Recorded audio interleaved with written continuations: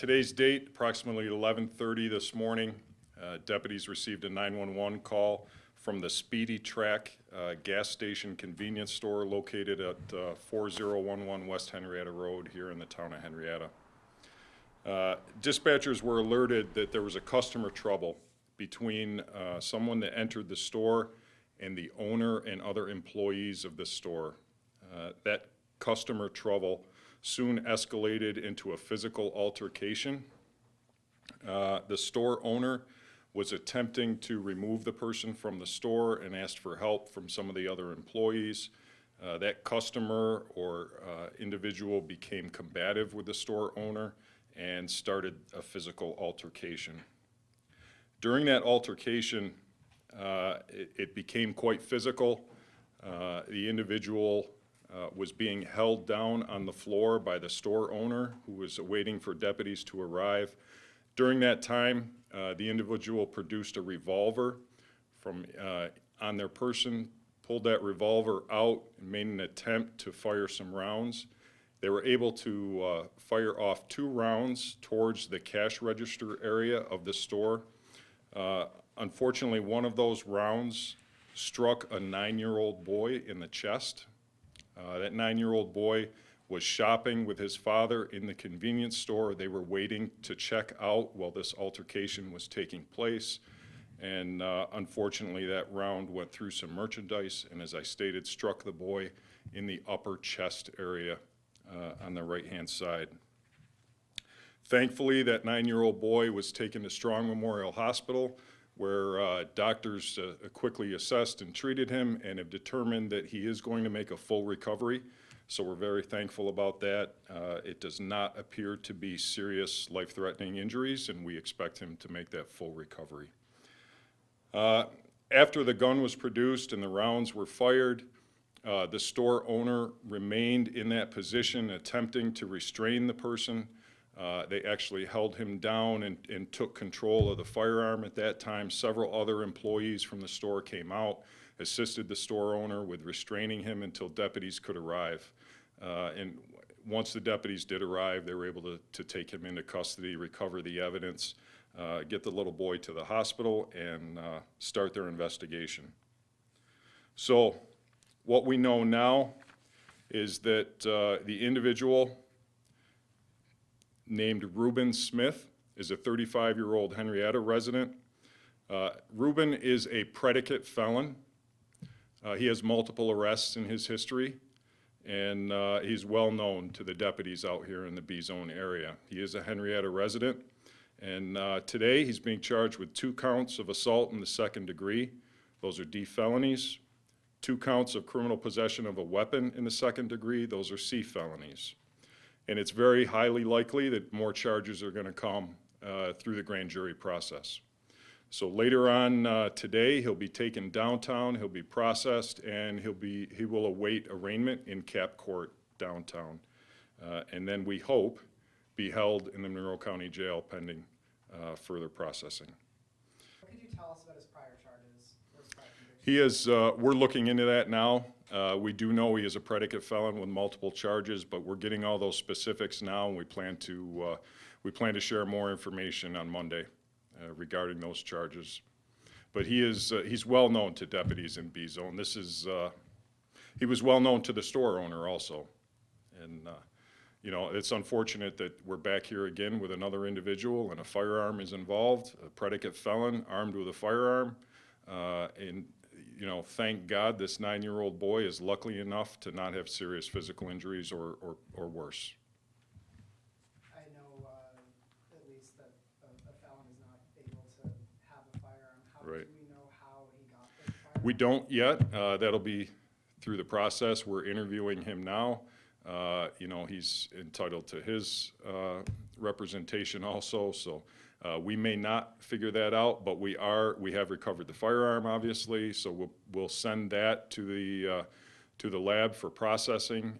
We'll learn the history of that firearm. We'll be able to run the serial number, things like that. So more information on that will be released on Monday. Are you able to get into like the specifics of what initially ensued this altercation? Yeah, there was the individual was in the store. The store owner didn't want him in there. He was loitering. He was trying to sell some of his own personal merchandise to customers, and the store owner had asked him repeatedly to leave. He did leave for a brief period of time, and then, we've watched the video. He stormed back in, and there was a physical altercation that he initiated. Would you be able to tell us anything else about the weapon that was used? It was a revolver, a 6-shot revolver. He was able to fire off 2 rounds. He was thankfully disarmed before he was able to fire off any more, but there were 4 more rounds in that revolver. And the store owner was able to? The store owner, a hero. This individual stormed back into the store armed with a firearm, and the store owner was able to, obviously there was a struggle, and he was able to get off 2 rounds, but thankfully he wasn't able to get off 4. He wasn't able to aim properly to get better rounds off. The store owner, in all accounts at this point in the investigation, appears to be a hero, and had assistance from other employees, and thankfully was able to disarm him after those first 2 rounds, and was able to detain him until the deputies arrived a few minutes later. In relation to, you said the rounds were fired towards a cash register. Where exactly was the? Yeah, so the struggle was taking place down the aisle towards the beverage coolers, and there was a struggle on the ground. They were attempting to hold him face down on the ground, and he was able to produce a revolver. He wasn't able to aim it very well, at least at the people that were detaining him, but unfortunately his aim was straight towards the little boy that was at the register. Besides that little boy and his father, how many other people were in the There were quite a few running in and out.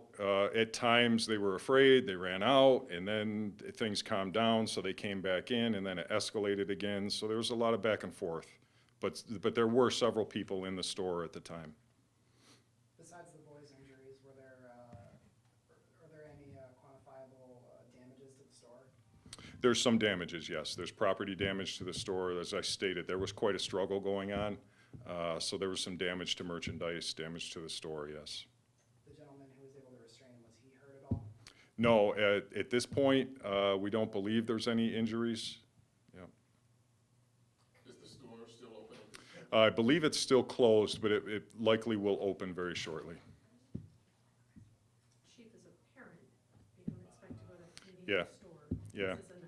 So I watched the video. I watched the store security video, and it's very alarming. Very alarming. Customers waiting at the register to check out. You can see the grown man with his 9-year-old boy with him. They're trying to get a beverage and a snack, and they're waiting in line just like all of us would be at any time we're in a store. And all of a sudden, a violent struggle breaks out in the back of the store, and it just gets out of hand. And you can see the father try to protect his son and try to move and position himself in between them, and it just wasn't able to stop that and get out of the store in time. The boy and his father, are they also from here in Henrietta? Yes, they are. They're from the local area, yes. How's the father doing? Yeah, pretty shook up, as you can imagine, but very thankful. This is, we fully expected, when we got this call and started coming in, we fully expected this to be a much worse outcome. But thankfully, just sheer luck and the intervention of the hospital, it looks like the boy's going to make a full recovery. So, How are the deputies doing who responded to it? pretty good, considering, right? Because they've seen worse, but you're not going to forget this, right? How close a 9-year-old boy comes to losing his life in just a senseless act of violence from a predicate felon carrying a weapon, right? You can't explain it. If there are no more questions, thank you. Yeah, thank you. We won't have anything more until Monday. Lab work, court answers, things like that won't come in until Monday. So we'll reach out on Monday with updates.